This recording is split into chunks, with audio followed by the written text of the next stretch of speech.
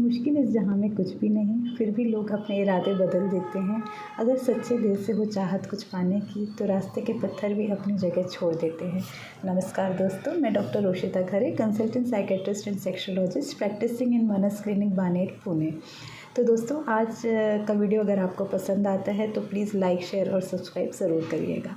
तो आज मैं बात करूँगी अबाउट स्मोकिंग एडिक्शन।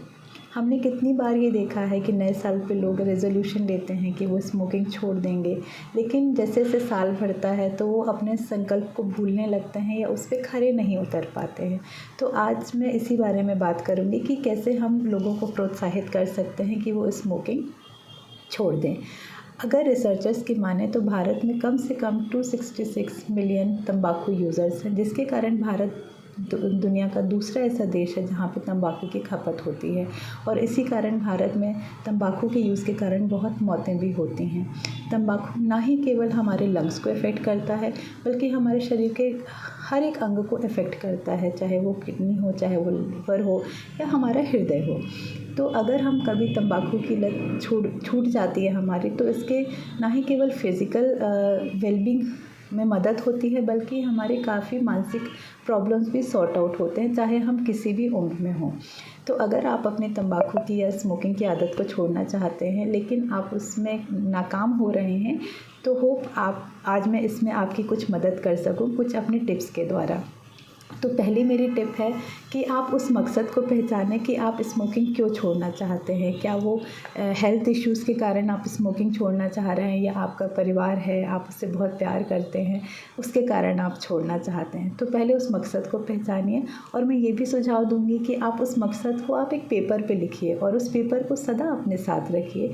जब भी आपको लगता है कि आपकी स्मोकिंग की क्रेविंग बढ़ रही है, तो उस पेपर को पढ़िए और वापस से ये सोचिए कि नहीं, अब मुझे स्मोकिंग नहीं करनी है, या मुझे सिगरेट को हाथ भी नहीं लगाना है। दूसरा मेरा सुझाव है, आइडेंटिफाई द सिचुएशंस। कई बार स्मोकिंग की लत लगती है, हम दोस्तों के साथ रहते हैं या कोई ऐसी जगह पे जाते हैं, जैसे कई बार हमने देखा कि ऑफिस के नीचे जो टपरी होती है चाय की, वहाँ पे लोग जाके स्मोक करते हैं। तो in that case identify the situation जहाँ पे आपकी स्मोकिंग की क्रेविंग बढ़ती है, और अवॉइड दो सिचुएशंस। तो ये मेरा दूसरा सुझाव है। तीसरा मेरा सुझाव है, एक आप डेट डिसाइड करिए कि हाँ, आज ये मैं लास्ट सिगरेट जलाऊंगा, इसके बाद मैं संकल्प लेता हूँ कि इसके बाद मैं सिगरेट को हाथ भी नहीं लगाऊंगा। तो तीसरा मेरा सुझाव ये है।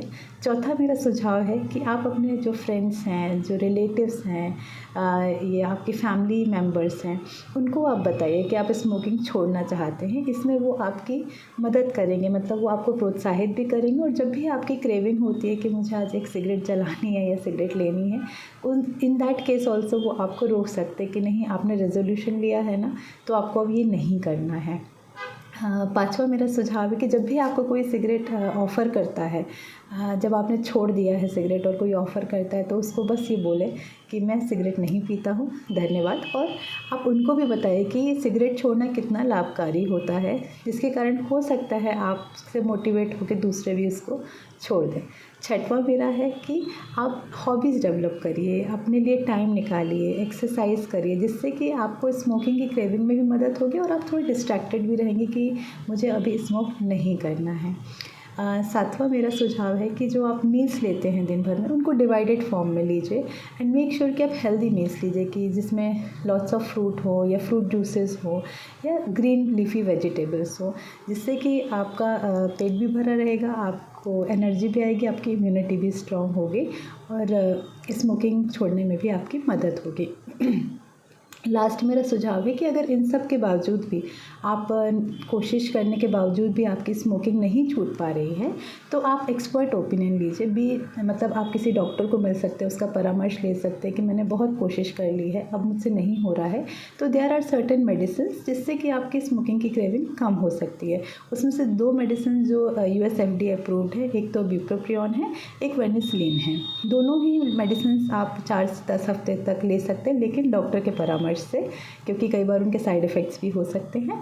तो आप वो मेडिसिन ले सकते हैं, जिसके कारण अगर आप स्मोकिंग छोड़ते हैं तो जो उसके विड्रॉल सिम्टम्स होते हैं उसमें भी मदद होती है, और जो क्रेविंग होती है उसके लिए भी मदद होती है। वो आपकी स्मोकिंग की क्रेविंग को कम करता है। अगर आपको आज का ये इन्फॉर्मेशन पसंद आया है तो होप कि आप अब आगे से सिगरेट ना पिएंगे। और ऐसे ही वीडियोस की जानकारी के लिए प्लीज़ लाइक शेयर और सब्सक्राइब ज़रूर करिएगा। नमस्कार।